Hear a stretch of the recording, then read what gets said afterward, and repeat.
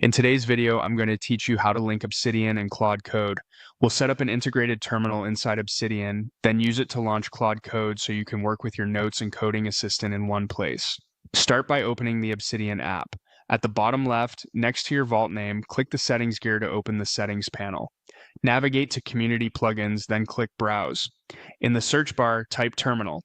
Select the Terminal plugin, click Install, and then Enable. This adds a built-in terminal to Obsidian, which is exactly what we need to run the Claude command without leaving your workspace. Obsidian may remind you that community plugins are third-party additions. Review the details and proceed if you're comfortable. Close the Open Settings tabs to return to your notes. Look to the left sidebar and find the new terminal icon. Click it and choose the integrated option so the terminal opens docked inside Obsidian. This keeps everything together and lets you run commands alongside your documents.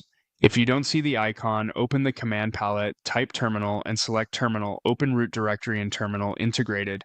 Opening at the root of your vault ensures the terminal starts exactly where your project files live, so relative paths work as expected and Claude can operate in the correct context. With the terminal visible at the bottom, type Claude and press enter to launch Claude Code. If your desktop terminal is already logged into your Claude account, that session will typically carry over and you'll see that you're signed in automatically. If not, just continue and log in when prompted. Keep the terminal panel open. This is where Claude will run, analyze files, and generate code as you work. If you ever close it, you can reopen the integrated terminal the same way via the icon or the command palette. A couple of quick tips to make this smoother. Running the terminal at the vault's root helps Claude see your repository or note structure, so try to start there. You can resize or pin the terminal panel to keep outputs readable while you edit.